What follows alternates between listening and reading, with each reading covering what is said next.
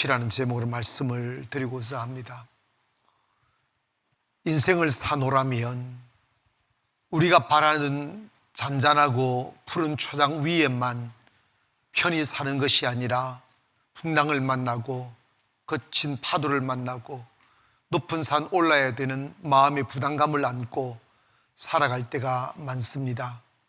우리가 살면서 얼마나 편안하게 살았느냐, 그것이 중요하지 않고 우리가 삶의 목적을 이루고 가야 될 목적지에 다다르는 것이 중요할진데, 우리가 살아가는 삶의 길 위에 어떠한 얼굴이 세상에 다가온다 할지라도 그것을 이겨내고 그 모든 것을 지난 뒤에 아름다운 목적지에 다다르는 것이 그리스도인의 모습이라고 생각합니다.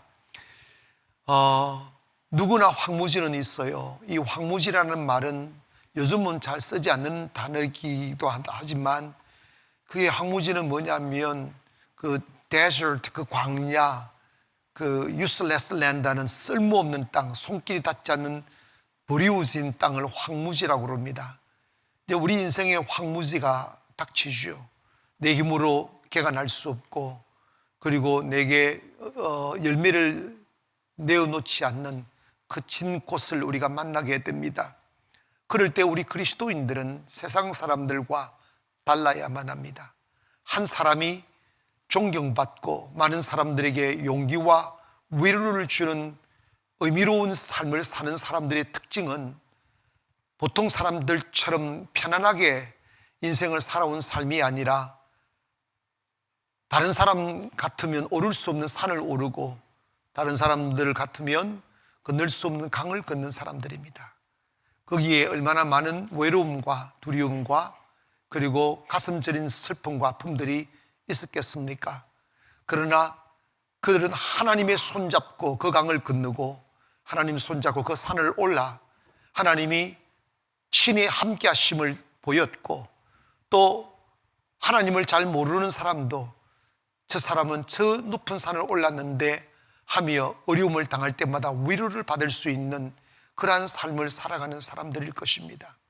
오늘 저와 여러분, 우리 앞에 놓여져 있는 지금 현대의 이 시대는 우리에게 그렇게 녹록지 않는 힘겨운 시간들이 우리를 기다린다고들 말을 합니다. 전쟁은 일어나고 그로 인하여 경제는 곤두박질 치고 있고 금리는 오르고 그리고 인플레이션은 올라가고 있습니다. 무엇을 해야 될지, 어떻게 해야 될지, 많은 분들이 빚을 내어 사업을 이렇게 시작했는데 너무나 그 이자가 올라감으로 부담감들이 늘어나고 있는 그런 시대 속에 우리가 살아갑니다. 우리가 맞이한 이 시대가 황무지일지라도 분명히 하나님의 말씀 안에는 길이 있고, 오늘 본문을 기록한 바울 또한 그 숱한 셀 수 없는 황무지 앞에 섰을 때 그는 그곳에서 아름다운 꽃을 피웠다는 것입니다. 우리도 이 바울을 보면서 우리 앞에 놓여진 이 황무지를 아름다운 꽃밭처럼 만들 수 있는 계기가 되기를 주의 이름으로 축원합니다. 주로 교회 음악을 많이 작곡한 요한 세바스찬 바하라는 분이 계십니다. 이분은 정말 불우한 가정에서 태어났습니다. 어머니 아버지가 빨리 세상을 떠나고 따뜻하지 않은 형 밑에서 어린 시절을 보냈습니다. 구타를 당하고 그리고 무시당하고 짓밟히고 정말 외로운 시간들을 많이 보냈어요. 그리고 나이가 들어서 결혼을 해서 자녀를 한 10명이나 많이 낳았습니다. 근데 이런 사람들 우리 교회 좀 많이 왔으면 좋겠어요. 그런데 아내가 이렇게 연주를 하고 먼 나라 연주를 하고 돌아오니까 아내가 갑작스러운 질병을 위하여 사망을 하게 된 거예요. 어린 아이들을 남겨두고 돌아오니까 아내가 이미 사망을 하고 장례를 다 치룬 후에 집으로 들어오니까 집안이 서늘하고 아이들이 슬픔에 잠겨 있는 것을 보았습니다. 슬퍼할 시간도 없이 내버려진 이 아이들을 돌보느라고 고생하다가 새로운 여인을 만나 결혼해서 또 아이를 10명을 낳았어요. 하여튼 아이를 진짜 잘 낳아요. 그런데 그 슬픔이 뭐냐면 그 아이들 중에 10명이 다 크지 못하고 세상을 떠났습니다. 그러니까 그 자식을 먼저, 한 명도 아니고 10명이나 자식을 먼저 보낸 아버지의 슬픔, 그리고 아내를 보낸 그 남편의 슬픔이 얼마나 크겠어요. 그런데다가 경제적으로 녹록지 않고 너무나 힘겨운 시절을 보냈고, 나중에는 연세가 좀 들었을 때는 실명이 되어서 세상을 보지도 못하고 불구자가 되어서 제 마음대로 몸을 가눌 수도 없는 그런 상황에까지 다다랐는데, 그분은 그런 상황이 다가와 점점 항무지가 깊이 다가와도 절망하지 않고 곡을 써서 그 여러 가지 칸탄타 오라토리오 같은 것을 작곡한 뒤에는 항상 그 앞에 SDG라는 것을 마크를 항상 붙였다는 거예요. 이걸 라틴어로 그 솔라 데오 글로리아라고 하는 오직 여호와께 영광, 여호와께 하나님께 영광, 이걸 다 시그널로 만들어서 항상 붙였다는 거예요.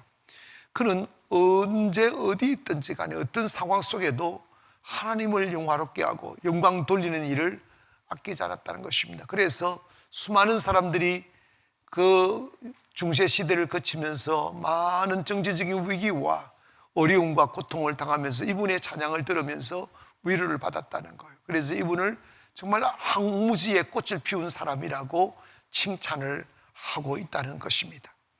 여러분, 우리 그리스도인들은 달라야 해요.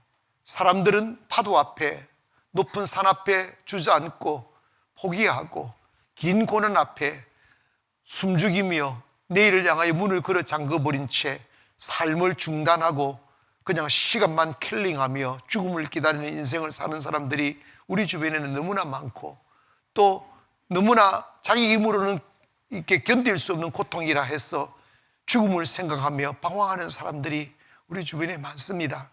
그러나 우리 예수 믿는 사람들은 달라해요. 그들에게 소망을 줘야 돼요. 그리고 희망을 줘야 돼요. 인생이란 눈에 보이는 것, 이것이 전부가 아니라 눈에 보이지 않는 또 다른 세계가 있다는 사실과, 우리가 세상을 이기기에 필요한 힘은 우리가 다 가진 것이 아니라 보이지 않는 하나님이 우리를 도우시고 그분의 손잡고 인생길을 걸으면 어떤 강도 건널 수 있고 어떤 높은 산도 오를 수 있다는 사실을 우리는 우리의 삶으로 증명해서 우리가 살아온 어제의 거친 광야가 아름다운 꽃을 피우는 향기로운 삶으로 변화시켜가고, 그리고 세상 앞에 희망을 주는 삶을 살아야 우리 그리스도인의 진정한 삶이 되리라고 생각합니다. 바울은 예수님을 만나기 전에는 세상적으로는 화려하고 부유함을 자랑했고 그의 신분과 확보를 자랑했던 사람입니다. 그러나 예수님을 만난 뒤에 인간적으로 보면 그의 인생은 고난의 연속이요 눈물의 연속입니다. 그럼에도 불구하고 바울은 슬퍼하지 않았고 좌절하지 않았고 후회하지 않았습니다. 끝없이 그는 기뻐했고, 그리고 기뻐하라고 권면하고 있습니다. 왜 그럴까요? 그는 그의 삶의 진정한 가치를 찾았고 살아야 될 이유를 발견했기 때문입니다.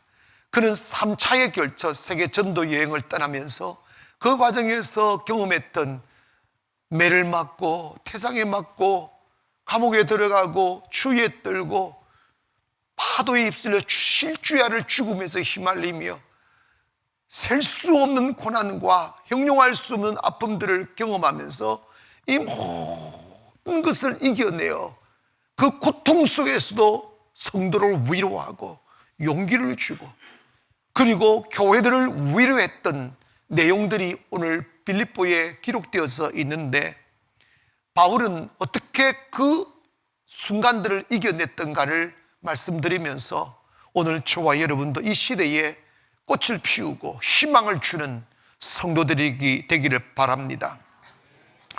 1장 12절에 보니까 바울이 이런 이야기합니다. 형제들아, 내가 당한 일을 도리어 복음 전파의 전진이 된 줄을 너희가 알기를 원하노라. 빌립보 교회에 소문이 퍼지기 시작했어요. 바울에 대한 좋지 못한 소문들. 왜냐? 바울이 유대교를 대적하는 대적자로 딱 이름표를 붙이는 그 순간에 바울을 제거하려고 너무나 많은 음모들이 퍼지기 시작했고 바울에 대한 험담들이 교회 속으로 들어왔습니다. 그러다 보니까 자기 교회 목사님에 대한 헌담을 성도들이 들으니까 얼마나 가슴도 아프고 낙심도 되고 얼마나 어려움을 많이 겪겠습니까? 그리고 소문을 들었습니다. 살아계신 주님을 전하러 로마로 갔는데 고문당하고 붙잡혀서 감옥에 들어가서 이제 언제 나올지도 모르고 죽을지도 모른다는 이러한 악소문을 빌립보 교인들이 들으니까 얼마나 낙심이 되겠습니까? 주님은 살아계신가부터 시작해서 어떻게 주님이 살아계시면 주님의 복음을 전하기 위하여 저 고난의 길을 걸어가는 저분을 저렇게 만들 수가 있느냐고 하는 많은 오해들이 생겨나겠지 않겠어요?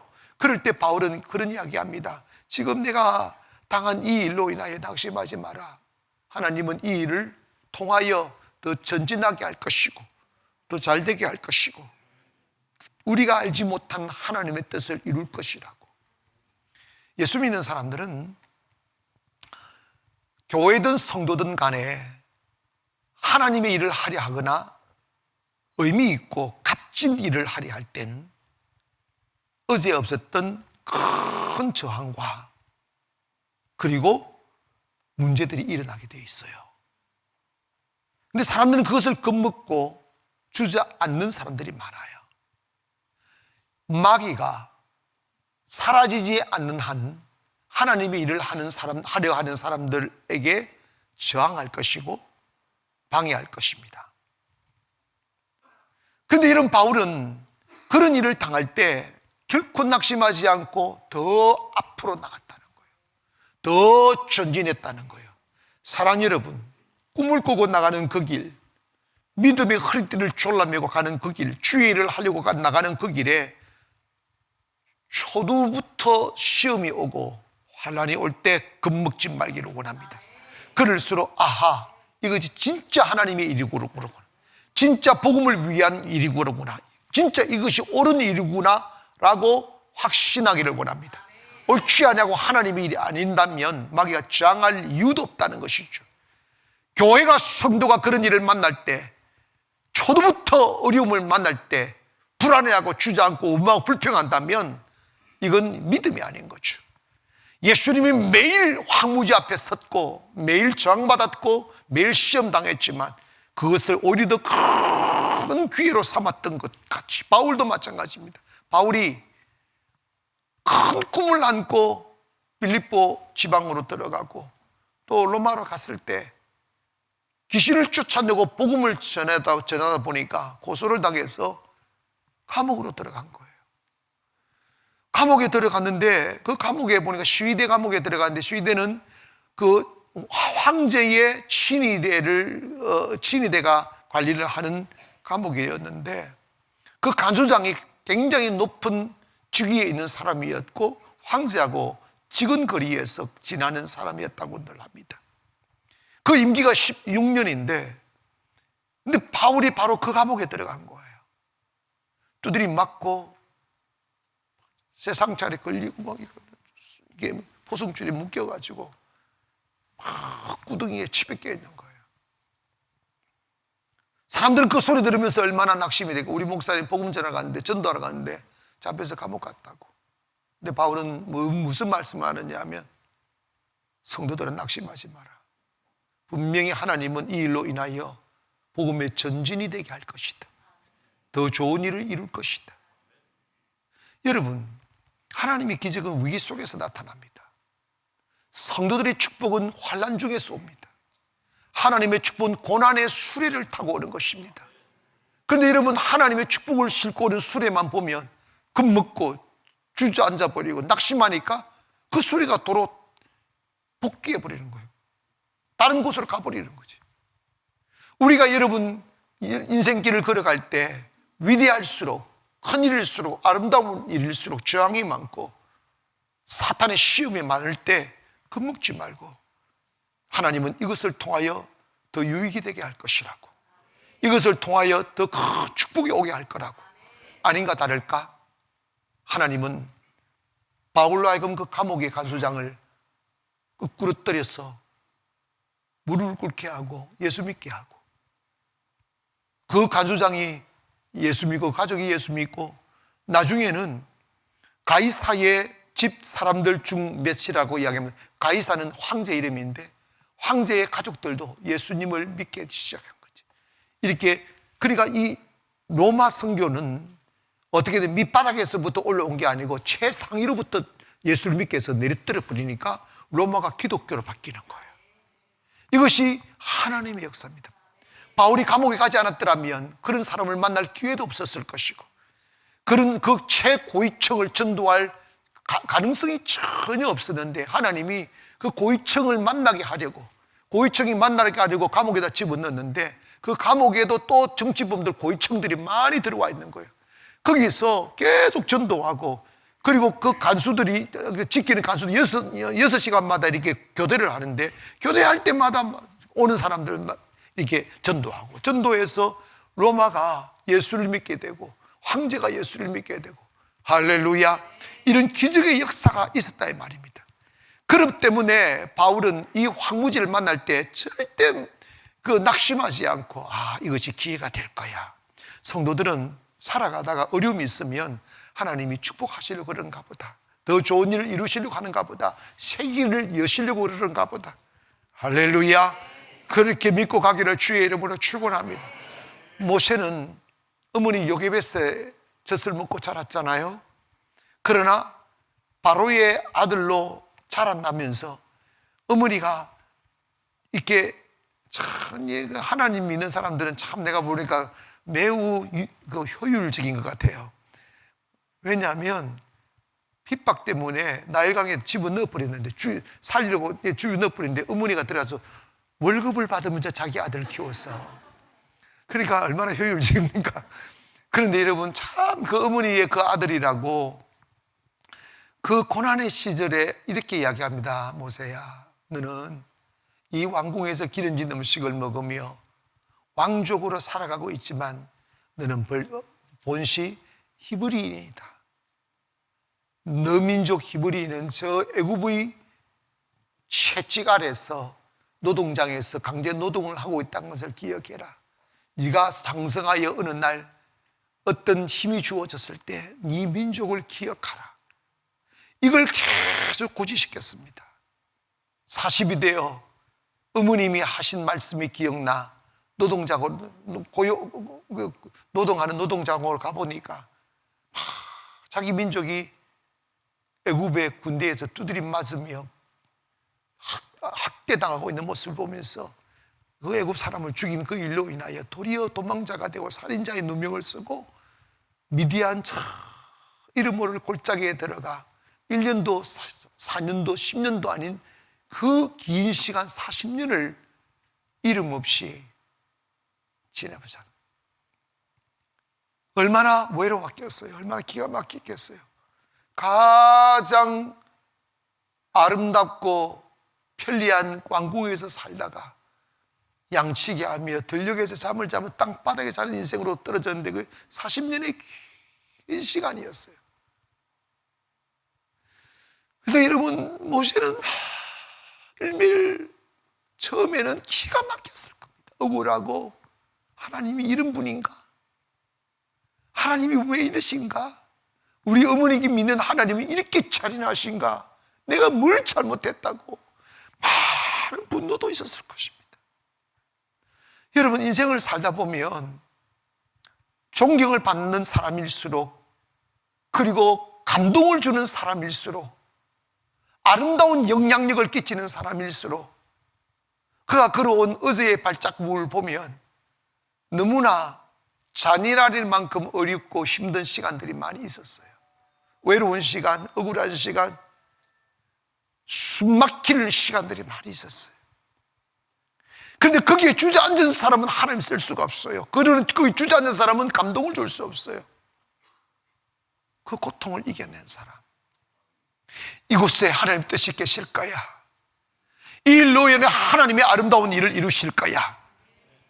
그래서 지금 당장의 고통을 생각하지 않고 현실을 생각하지 않고 이 뒤에 나타날 하나님의 손길과 이 일로 인해 이루실 하나님의 뜻을 생각하며 주님 바라보며 힘을 얻는 사람이에요. 여러분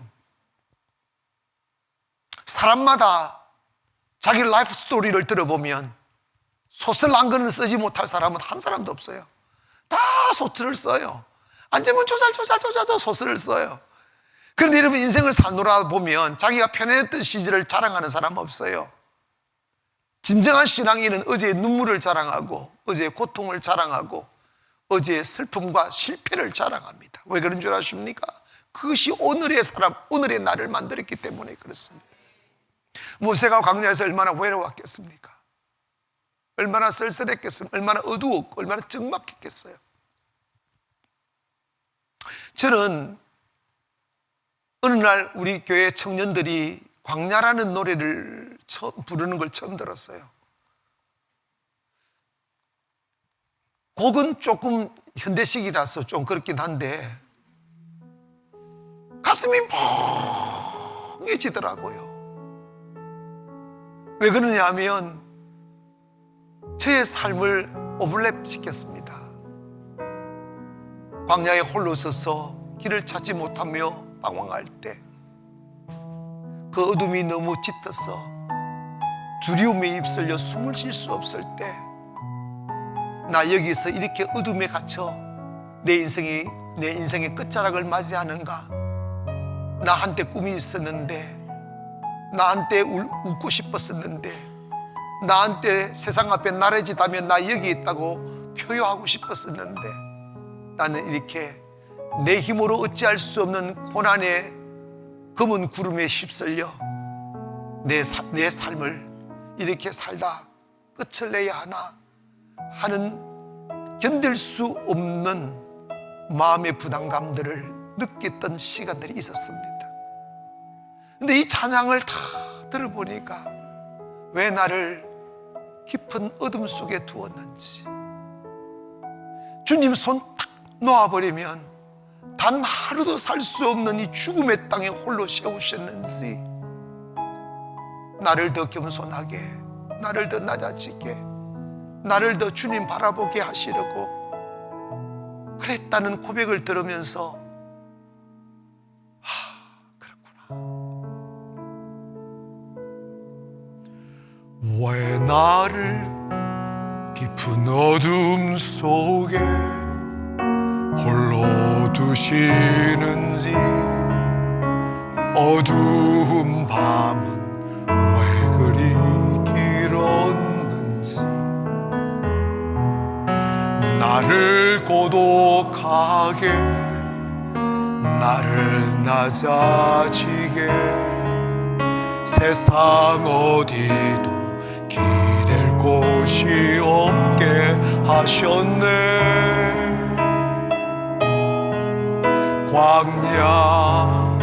광야에 서 있네.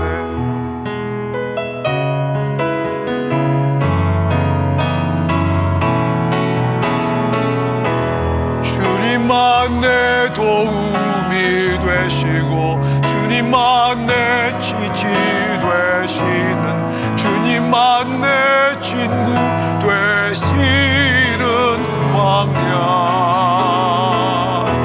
주님 손 놓고는 단 하루도 살 수 없는 곳, 광야.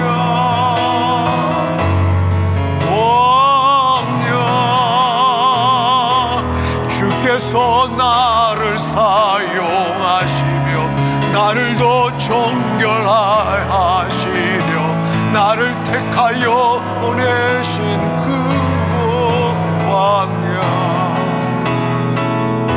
성령이 내 영을 다시 태어나게 하는 곳 광야.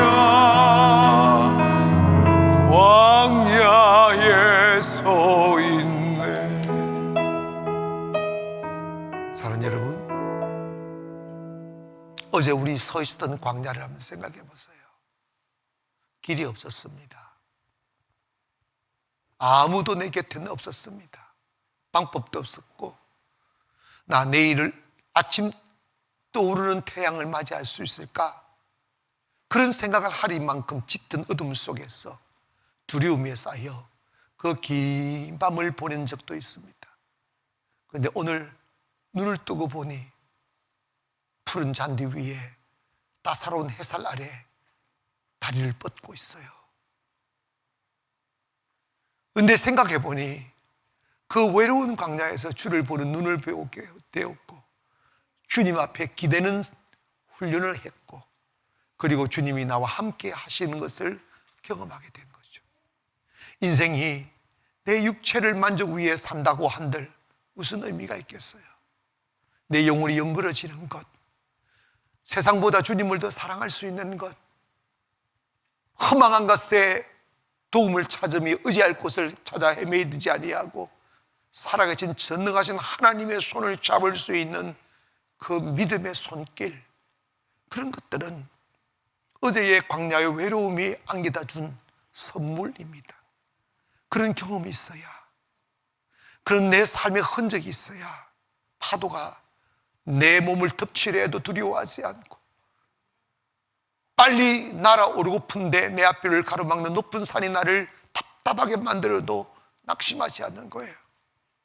인생은 누구나 가야 할 길이 있고, 자기만의 누구도 대신해 줄 수 없는 고독과 외로움과 삶의 무게가 있는 거예요.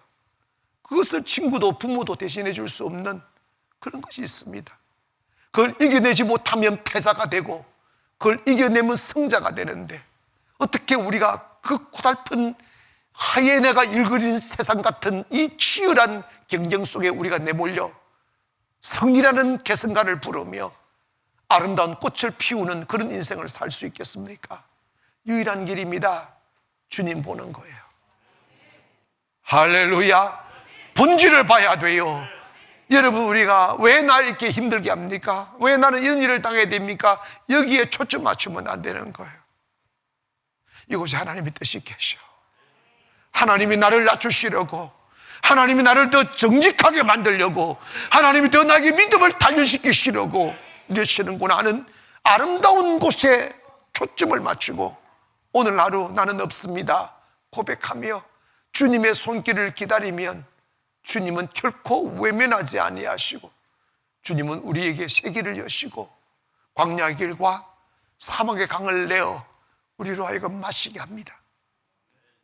그러기 위해서 우리는 이것 해야 돼요. 우리의 인생의 항무지를 만났을 때 결코 절망하지 말고 앞을 향하여 나가기를 바랍니다. 가장 중요한 것입니다.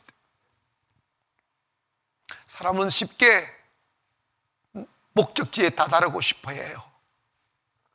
그런데 여러분, 인생은 쉬운 삶을 사는 사람이 아름다운 꽃을 피우는 예는 없습니다.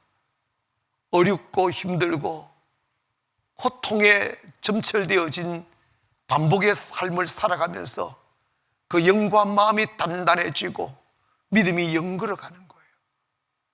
우리가 가야 할 그 파이널 데스티네이션, 그 마지막 목표 지점이 하늘나라라면 우리의 황폐해지고 냄새나고 무너진 영혼으로 그 거룩하신 주님을 만날 수는 없잖아요.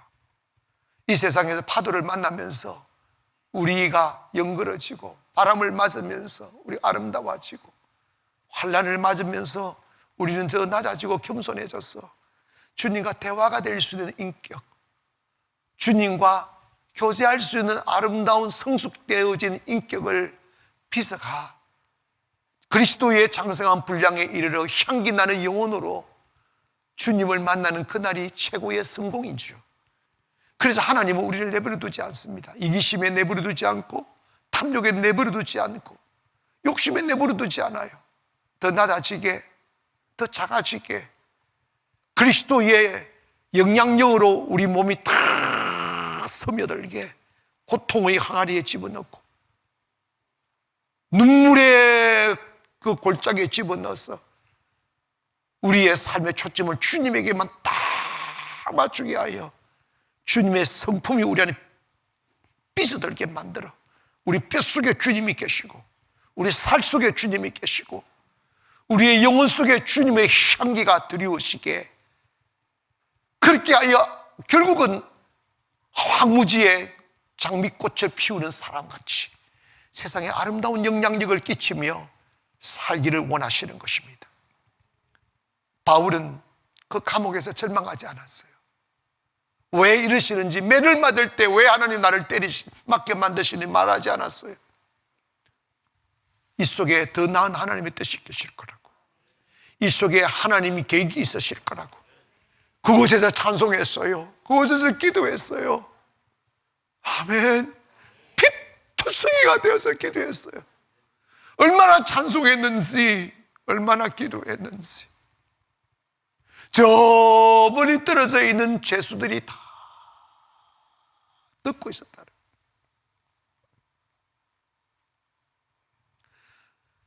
찬송 중에 내 인생 여정 끝내요 라는 찬송이 있어요. 내 인생 여정 끝내요 강 건너 언덕일 때 하늘 문 향해 말하리. 예수 인도하셨네. 예수 인도하셨네. 매일 발걸음마다, 매일 발걸음마다 예수 인도하시네. 나의 무거운 죄짐을 모두 벗고 하는 말. 예수 인도하 이 가시 밭길 인생을, 이 가시 밭길 인생을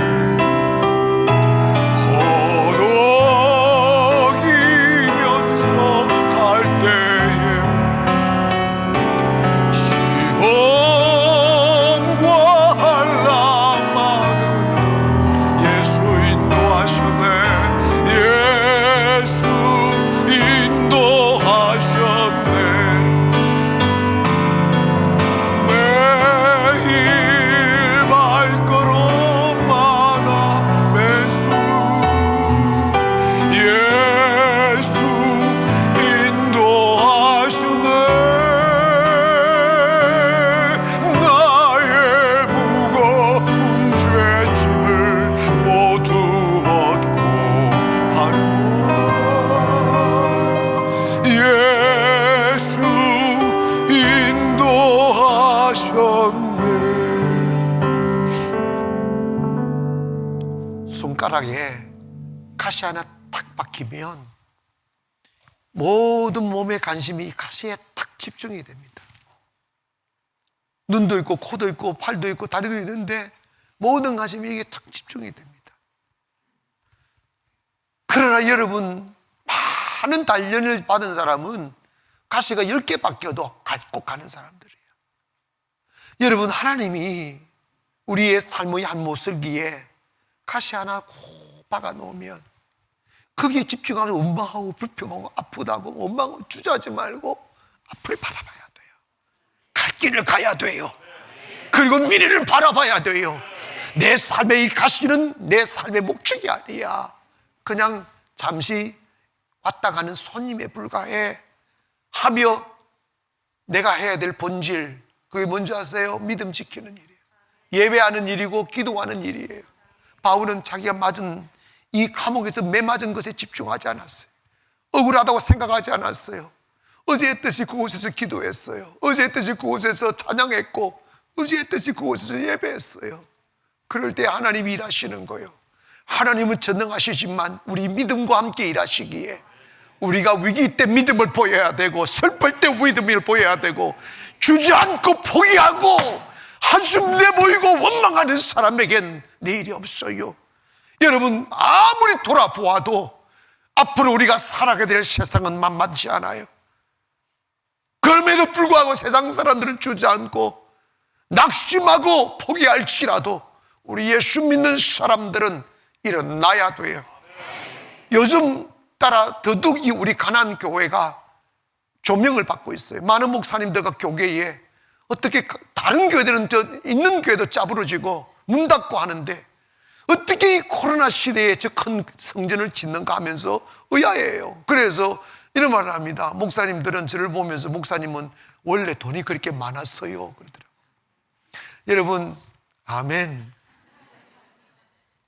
근데 여러분, 제가 송도 올 때 송도에 개척교회들이 많았는데 우리 가나안이 제일 자본금 제일 적게 시작한 교회입니다. 그건 확실한 사실입니다. 그런데 여러분, 나는 뭘 믿었느냐? 세상이 어려울수록 하나님의 역사한다. 아멘. 그래서 그냥 코로나 때 밀어 제껴서 지금 있지 않습니까? 꼭대기층 공고리 치려고 준비하고 있어요. 하나님이 함께 하십니다. 하나님이 하시게 하셔야 돼요. 황무지 만났을 때 주저앉지 마세요. 더 앞으로 전진하세요. 이 속에 하나님의 뜻이 계실 거라고. 세상 사람들은 부도 난다, 안 된다, 이 시대는 가만히 있어야 된다 하지만 우리 예수 믿는 사람 더 도전하세요. 더 앞으로 나가시면 저항이 있을수록 더 닻을 높이 올려야 돼요. 저항이 있을수록 엔진을 높여야 돼요. 저항이 있을수록 더 기도하고 더 찬송하고 더 예배해야 됩니다. 그것이 세상을 이기는 능력이 됩니다. 바울이 그곳에서 기도했더니 하나님이 기적을 일으키는데 옥터를 흔들었습니다. 그리고 옥문이 열리기 시작합니다. 그들을 꽁꽁 묶는 그 포승줄이 끊어지기 시작합니다. 시위대장과 모든 간수장들이 그 이에 두려워 엎드리기 시작합니다. 제자들이 다 도망간 줄 알고 자기를 아뢰할 때 바울은 그 자리에서 외칩니다. 자기를 하지 마세요. 우리 째찌하게 도망 안 간다고, 비굴하게 도망 안 간다. 우리가 여기 있다고. 그러니까 그 보이지 않는 거리 앞에 딱 무릎을 꿇자. 하나님이 일하십니다. 그래서 그 길로 천도가 시작되고 그 길로 로마가 무너지고 그 길로 로마가 기독교화 되게 되는 거죠. 사랑하는 여러분, 여러분을 가로막는 장애물, 여러분이 이렇게 저렇게 해도 해결되지 않을 것만 같은 절망의 문제들을 여러분의 눈으로 보지 마시고 주의 눈으로 보셔서 기회로 삼기를 원하고 더 앞으로 나가기를 원하며 더 큰 하나님의 영광을 선포하기를 원합니다. 저는요, 요즘 뉴스를 들으면 가슴이 답답해져요. 안 듣는 게 좋을 것 같아요. 별로 좋은 소리가 없어요. 그러나 여러분 기억하십시오. 우리는 세상의 파도에 휩쓸려가는 사람이 아니라 하나님의 의리의 파도에 휩쓸려가는 사람이고 축복의 파도에 휩쓸려가는 사람이고 하나님이 이끌어가시는 그 길에 우리가 있음을 믿기를 원합니다. 하나님 손 딱 잡으면 우리는 이길 수 있어요. 광야는 원래 그런 거예요. 가사 속에 보세요. 주님 손 놓고는 단 하루도 살 수 없는 곳, 광야에 서 있네. 오늘 저와 여러분 서 있는 이 메마른 광야, 주님 손 다시 잡으세요. 주님, 다시 제 눈을 뜹니다. 제 마음 열어 주님을 내 안에 모십니다. 주의 위로가 올 것이고 광야에 길이 생겨날 것이고 사막에 강이 생겨날 것입니다. 잠시 여러분의 의지를 회상해 보면 나 내일 아침에 떠오르는 태양을 볼 수 있을까? 나도 저 옆집 사람처럼 그렇게 해맑은 얼굴로 살아갈 수 있는 날이 올까 하는 것을 깊은 절망과 어둠 속에 있었던 기억들이 있지 않습니까? 근데 오늘 여러분 이 자리에 계십니다. 가장 행복한 자리, 멋있는 목사를 보고 찬양도 듣고 아멘. 그리고 꿈을 꾸고 있다는 이 사실은 하나님이 여러분과 일하셨다는 이유가 있는 거. 그게 결론이에요. 앞으로 더 좋은 하나님, 더 위대하신 하나님이 여러분의 손을 잡으실 거고 그분이 여러분의 인생의 길을 인도해 주실 것입니다. 아무것도 염려하지 마시고 나 이제 황무지에 꽃을 피우는 사람 될 거야. 그래서 내 뒤에 따라오는 절망의 사람들, 한숨 짓는 사람들, 고개를 떨구는 사람들이 나를 보고 용기를 얻게 될 거야.